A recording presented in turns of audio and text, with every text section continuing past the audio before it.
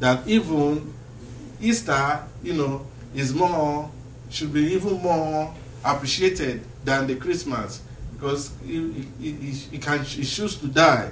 He says he laid down his life and no man took it from him. So that was the ultimate gift, that gift of salvation. And you know, and I said last week that anybody that is not saved, you know, somebody that is not saved that is celebrating Christmas doesn't know what he's doing. So if somebody is not saved and he said, so we know it's the love. It's love. It's a period of love. But what is the love that is being preached? Is it the love of destruction or the love of Christ?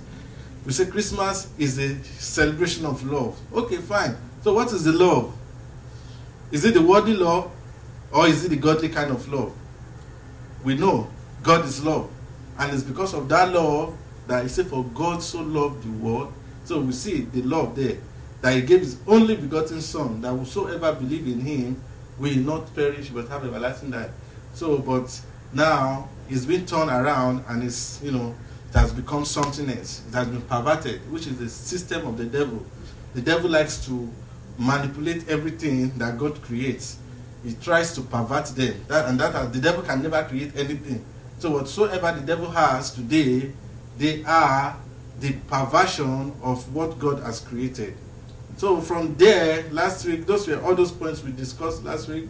And we'll be moving on today to page 77, which is 14, page 77, which says, Word in the Church.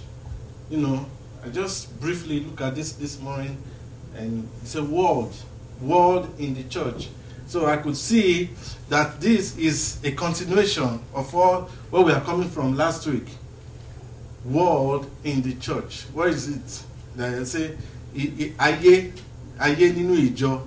So that the word in the church, that is what the topic that is before us. When we say word in the church, what are we saying? Praise the Lord. When we say the word is in the church or word in the church, what are we saying? What is this author trying to say here by saying the word in the church? Any contribution? Word in the church. I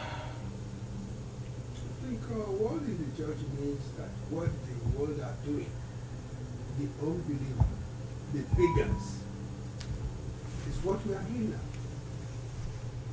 So, like they change Christmas to Happy Holiday and so on and so forth. Even the type of dressing, even the preacher, they don't preach the world to come, but the present world. That you become rich, you enjoy yourself, you do everything. That's what they are preaching now. Nobody is getting ready for heaven. We all forgot about heaven. Even the church should be a place where you be reminded every day. I used to tell my wife, do we see what we have suffered so much? We forgot it. When enjoyment comes, if you have eaten breakfast before noon, immediately you finish your food, you forget that you have been hungry before. But a place we are going is a place forever that has no end. But the church is supposed to remind us, we're supposed to be reminded every day about that place. Because this place is temporary. People want their children to be educated, they want them to be rich, they want them to ride a beautiful car, to be known all over the world. But the end will come one day, and then the door will open for eternity. So, the world in the church means those who doesn't go anywhere, we are running after them. We want to be the same. We want to do the same thing. That is the world of the church. The preacher, the dressing, the church. We are not preparing for things that has no end. Some people ask me, I know a lot of ministers in Nigeria in 50s who are riding big cars, have a beautiful home, but today they are penniless. If it happens to them over there in heaven, how many? A woman doesn't have an husband. When immediately he gets married, you forget about loneliness. But this is a place you are going to be like that forever. So while in the church is like forgetting the life to come.